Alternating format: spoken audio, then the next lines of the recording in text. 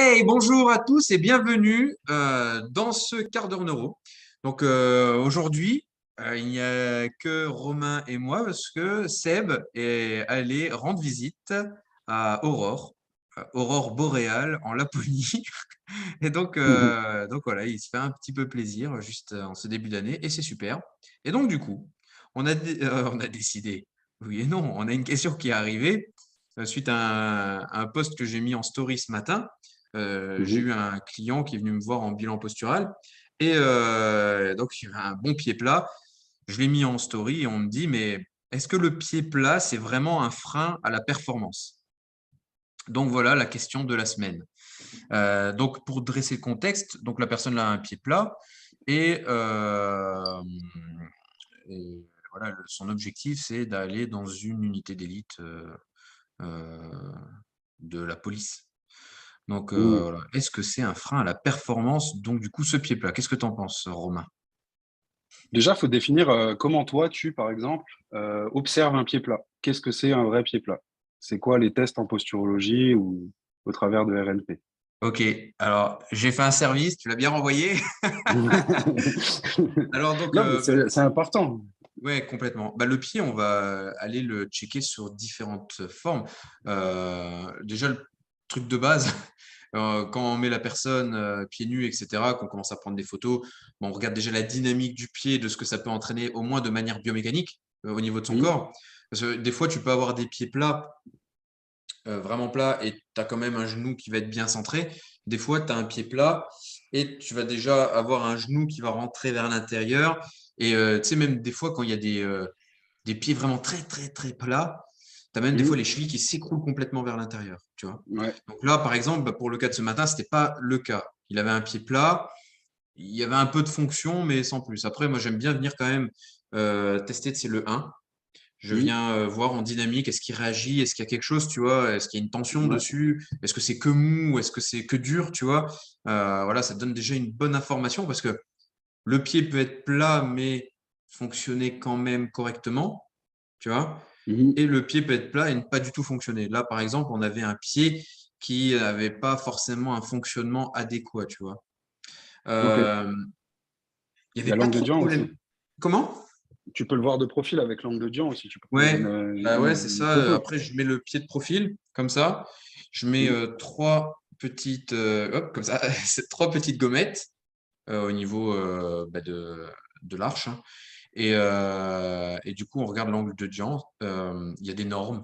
OK. Bon, les normes sont ce qu'elles sont, mais ça donne quand même un point de vue entre le moment où le pied, donc les jambes tendues et genoux avancés, ça donne quand même un, un ordre d'idée sur la pose du pied. Est-ce que le pied va bien s'aplatir et bien propulser? Tu vois, est-ce qu'il y a quand même une Mhm. mécanique au niveau de cet angle? Voilà. Ouais, dans Ça, les ça cinq phases m'intéresse. du déroulé de pied.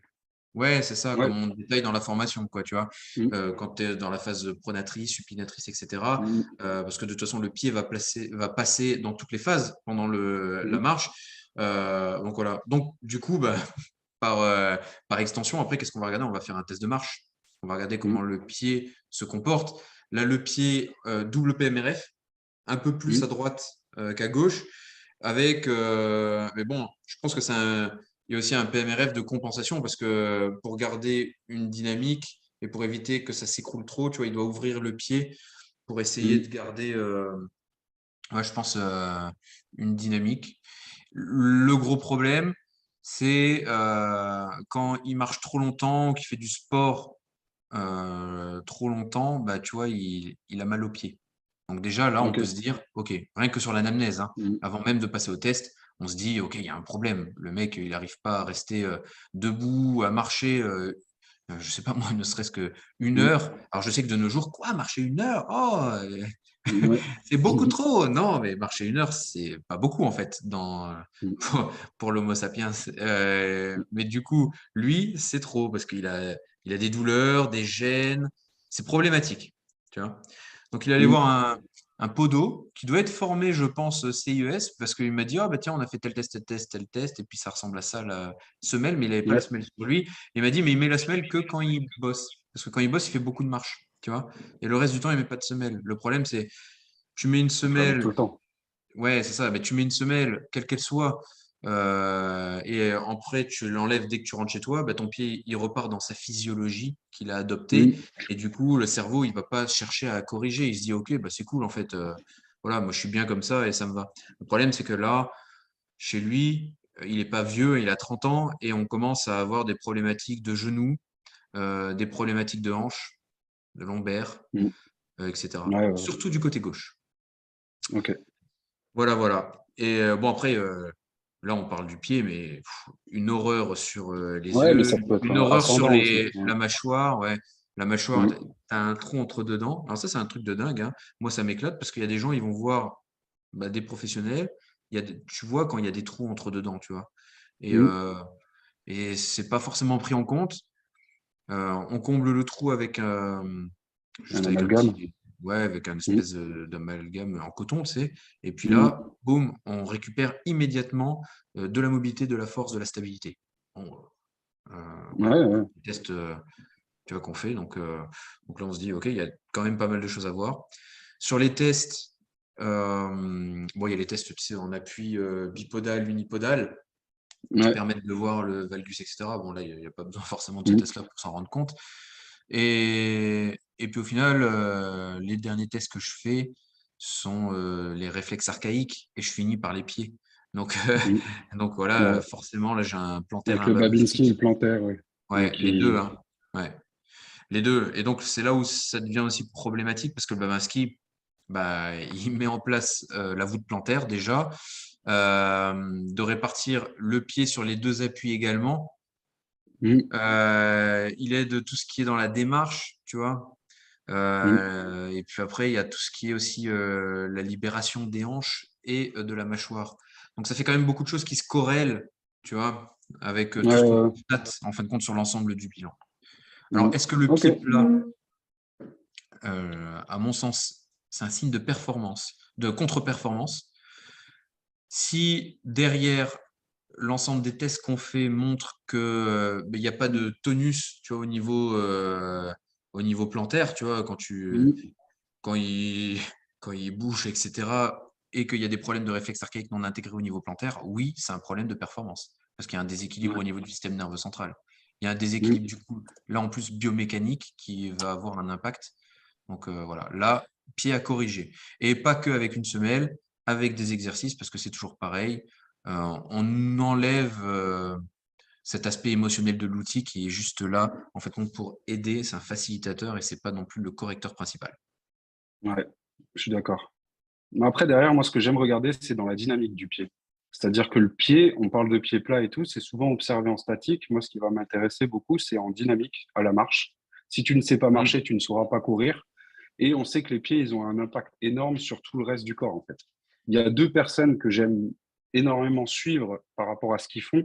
C'est Gary Ward, d'un côté, c'est Anatomy in Motion, qui va beaucoup te parler de la pronation et des régimes de contraction, à savoir qu'il n'y a pas de muscle qui amène en pronation, c'est la gravité qui t'amène en pronation et tu contrôles la pronation par les supinateurs qui se mettent en tension de manière excentrique. Le plus gros des supinateurs, quand tu remontes les chaînes myofaciales, on a fait un quart d'heure neuro sur les Mmh. fascias avec, la semaine dernière. Ouais, c'était la semaine dernière. Mmh. Tu remontes et tu vois que le plus gros des supinateurs, c'est le fessier. Si tu ne sais pas passer en pronation, tu n'activeras pas tes fessiers. Oh tiens, amnésie des fessiers, tous les trucs, etc., Mmh. etc. Donc du coup, il y a avec Gary Ward, il y a plein de petites billes sur les meilleures pratiques pour apprendre la pronation efficiente à tes athlètes. Et ça, c'est vraiment, vraiment très intéressant. Il te met aussi énormément en avant le tripode. Et qu'au final, on regarde le pied plat et tout ce que tu veux, mais ce qui va être encore plus intéressant à regarder, c'est le tripode. C'est-à-dire les 3 points. Là, j'ai un, vous pouvez aller sur son. Attends, je vais retourner la vidéo. Désolé pour Vas-y, ceux qui vas-y, sont. retourne-nous. Voilà. Tu as un Beau. tripode et tu peux voir. Donc, ça, c'est sur son site Anatomy in Motion.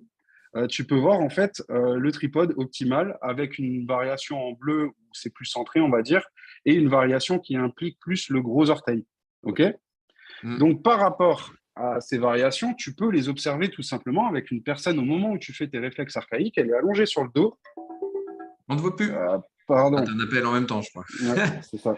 Elle est allongée sur le dos et tu vas simplement regarder les endroits où il y a plus de, eh, où il y a plus de cornes, on va dire, où c'est qu'il y a plus de pression. Ouais. Et tu verras par toi-même aussi ben, comment peut se comporter le pied sur les 5 phases de la marche. Mais c'est quelqu'un qui a envie de te parler. Ouais. Euh, Sur les 5 phases de la marche. Donc ça, c'est intéressant. Et le deuxième, c'est Sean Herman avec Square One System, où en ouais. fait, il va te parler de la pronation et de la supination, mais en remontant toutes les chaînes musculaires. Et au final, au niveau de la pronation, elle est en lien, et elle est en lien avec la rotation interne, l'adduction et la flexion, alors que Mm. la supination est en lien avec l'abduction, la rotation externe et l'extension.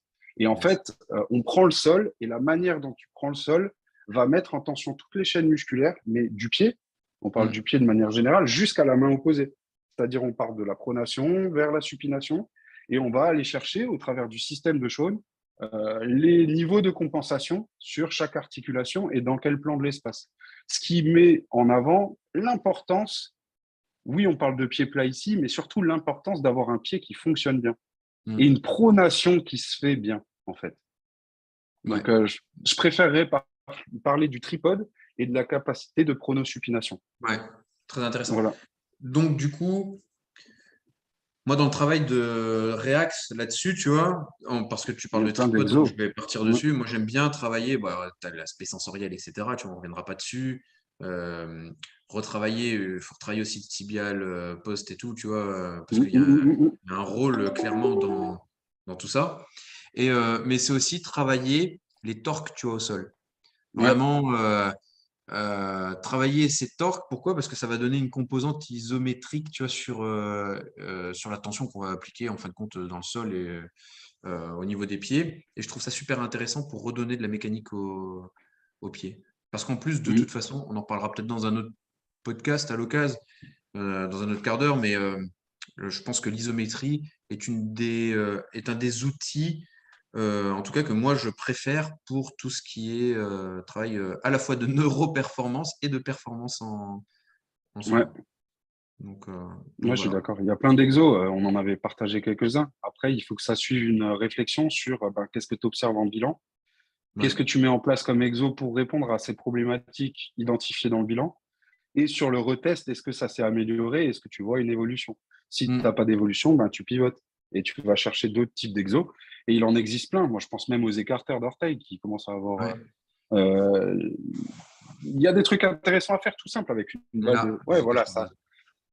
Avec une balle de tennis et venir chercher tout simplement à détendre Mm. en fait enfin, c'est des trucs tout simples à faire mais qu'ils ont vraiment mis de côté et on marche avec des sabots en fait. Ouais. Donc On est vraiment là dans un axe, que ce soit les écarteurs d'orteil ou la balle, comme tu le dis, là, dans un axe mm, proprioceptif où il faut reprendre conscience de son corps tout simplement dans mm, l'espace. Et c'est vrai qu'on est tout le temps sur les pieds. Il y a, je crois, que c'est un quart des os du corps humain ouais, qui est dans le pied, tu vois. Je sais plus combien d'articulations, mais c'est énorme. Et donc, voilà, on ne l'utilise pas, on n'en prend pas soin. Donc, à un moment, bah, on a le retour de bâton, hein. Et le pied ouais, s'adapte. Je sais pas si tu avais oui, déjà vu, tu sais, les Chinoises là, qui avaient des petits ouais, souliers, tout ouais, petits souliers. Et en fait, mm, quand tu leur enlevais, bah, le pied, il était complètement ouais, bah, recroquevillé, ouais, recroquevillé sur lui-même. Et donc, tout petit. Donc, le pied s'adapte. Quand vous avez des mm, hallux valgus, bah, bien souvent, c'est un pied qui s'adapte à votre chaussure, votre démarche qui n'est peut-être pas forcément bonne non mm, plus. Donc, voilà, là-dessus, il y a des choses à faire. Il y a un truc que j'aime bien ouais, pour tester, c'est assez facile. Une fois, j'avais mis une story. Je sortais de la douche, j'avais les pieds un peu mouillés, et tu sais, je les ai mis sur le carrelage de ma maison. ah bah Et en voilà, fait, ouais, et tu tu vois vois tout la de suite. trace de tes pieds par terre, Mm, et tu dis, OK, bon, bah là, je vois que j'ai une voûte plantaire, tu vois, ou pas, mm, ou trop. ouais, Et, c'est et là, ça. ça donne une. Et ce qui est intéressant à avoir en tête aussi au niveau des exos, et là je vous invite à aller voir ce que Bill Parisi il fait au niveau des Hmm, fascias, c'est qu'il faut travailler dans tous les plans de l'espace. Et donc, du coup, tu as le plan sagittal qu'on voit énormément en muscu, mais tout ce qui est plan transverse et plan frontal, bah, on le voit très, très peu. Sauf que hmm. la mise en tension des chaînes sur le plan frontal et sur le plan transverse, ben, c'est très important. Et tu peux le faire aussi sur du travail simple au niveau des chevilles.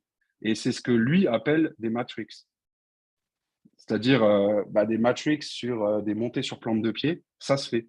C'est-à-dire, bah, tu vas avoir des matrix où tu vas travailler juste dans le plan sagittal, juste dans le plan frontal, juste dans le plan transverse, ou bien les trois. mais en fait, tu prends toujours en compte les 3 plans de l'espace. Et ça, je trouve ça très intéressant. C'est les dernières recherches sur lesquelles je suis. Voilà. Oui, bah, intéressant. Ouais, tiens, tu partageras ton truc parce que ça Mm, me botte bien. Et c'est des discours qu'on a depuis longtemps, hein, ça, de dire mm, il y a des plans de mouvement qui sont complètement oubliés. Et pourtant, on mm. avance dans ces recherches-là, on avance sur Internet, il y a de plus en plus de podcasts, mais on se concentre beaucoup sur des discussions basiques, la force, méthode de développement de la force, etc., l'haltérophilie, mais à un moment, on se pose pas les questions de ce qui vient à la base de tout ça, quoi, tu vois. Ouais. Et ce qui Et est est-ce qu'on ferait intéressant, pas c'est meilleur? d'observer le sport de l'athlète qui souvent est asymétrique. Même un footballeur, en fait, la passe, il l'a fait, entre guillemets, 80% du temps d'un côté.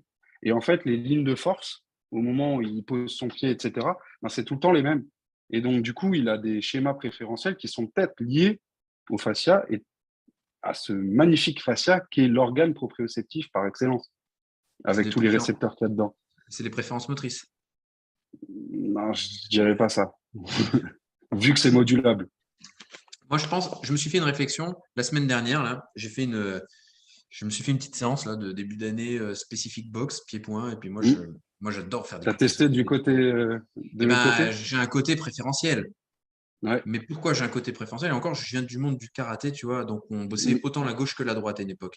Mais moi, après, je suis resté dans mon côté préférentiel en quittant le karaté, en allant vers la boxe, et j'ai travaillé que le même côté. Et je me suis fait la réflexion de, bah déjà, ça faisait longtemps que je n'avais pas fait de coup de pied sauté, et je me suis rendu compte que je n'avais pas tant perdu que ça. Par rapport, Mhm. pas par rapport à il y a 15 ans, mais par rapport en tout cas aux Mhm. 2, 3 dernières années, parce que je travaille beaucoup toutes mes chaînes musculaires. Tu vois, Mhm. je travaille dans tous les plans de l'espace. Et je pense que ça doit m'aider quand même, tu vois. Ouais. J'essaie d'avoir un point de vue objectif sur le truc. Mais ce qui est sûr, c'est que je sens que mes chaînes d'un côté sont beaucoup plus fortes que de l'autre côté. Parce que Ouais. Tu sens la connexion. même quand je Mhm. travaille sur des chaînes différentes, ben, j'ai beaucoup plus d'attache émotionnelle sur mon côté fort que mon côté moins fort. Alors qu'en fait, compte, il Mhm. faudrait que j'essaie d'avoir le même niveau de conscience quand je travaille les deux côtés. Et donc, du coup, Mhm. voilà, ça va être un petit peu ma guideline, tu sais, pour ce début d'année, de retravailler les deux en conscience complète. Et comme je travaille beaucoup sur l'interoception en ce moment, comme je te disais juste avant, là, Ouais, je fais une ouais. étude sur l'interoception, et ben ça me parle beaucoup. C'est peut-être pour ça que j'ai eu cette réflexion aussi, hein. Je suis en train de Mhm. vraiment étudier l'interoception, etc. Et, euh, et donc voilà, l'interoception, donc c'est les capacités comment dire, de reconnaître l'intérieur de ce qui se passe dans son système corporel, hein, les Mhm. sensations qu'on a, etc. En fin de compte, ils s'aperçoivent que c'est aussi important que la proprioception et que l'extéroception. Donc, en fin de Mhm. compte, voilà, c'est quelque chose, c'est afférent et il faut le prendre en compte pour Ouais, ouais. modifier certaines notions. Donc voilà, voilà. Travailler sur la conscience du mouvement au moment où on le fait.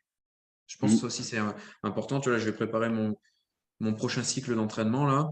Et je vais retravailler beaucoup plus sur la conscience du mouvement plutôt que faire le mouvement. Voilà, Mhm. pour le faire. Voilà, je pense que c'est aussi important de revenir sur ces basiques-là et de mettre un maximum de mouvement. Et alors c'est vrai qu'on part un peu en cacahuète sur le mouvement et les plans dans l'espace, On était... mais au niveau facial, ben, on parle la semaine dernière, du coup, dans le quart d'heure sur le fascia, ça en parlait, des chaînes de Myers, mais Mhm. c'est exactement ça, hein. Le pied, il est à la base de plein de chaînes musculaires. Et donc, Mhm. voilà, rebosser les chaînes musculaires dans tous les plans de mouvement, bah, c'est ça qui va peut-être permettre de aussi retravailler le pied convenablement. Ouais, clairement. Et ça implique de sortir des sentiers battus un peu. Ouais, ouais, c'est ça. C'est... Avoir Voilà, une c'est... ouverture d'esprit. Mhm. Ouais. Yes. Et c'est pas squat 10h10, machin. Non, tu peux le faire Ouais, différemment. Tu peux faire plein de trucs différents. ouais. Comment il s'appelle le mec là que je vous avais envoyé en. Ah, le mec que je vous avais envoyé là, qui avait fait ZDF, qui fait du foot américain là. Il fait des super vidéos à chaque fois. Et tu vois, il a toujours des poses Wanna de get pied. fast? Non. Non. Tu sais, il s'entraîne dans son petit home gym là et il a toujours des poses de pied Ah, différentes.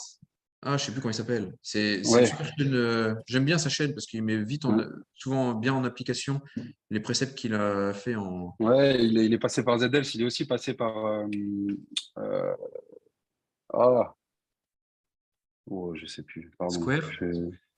Ouais, non, Franz Bosch. Ah oui, Franz Bosch. Ouais. Et Yes. il est beaucoup, et Franz Bosch, quelque part, c'est une approche faciale de l'entraînement. Ouais. Voilà. Yes.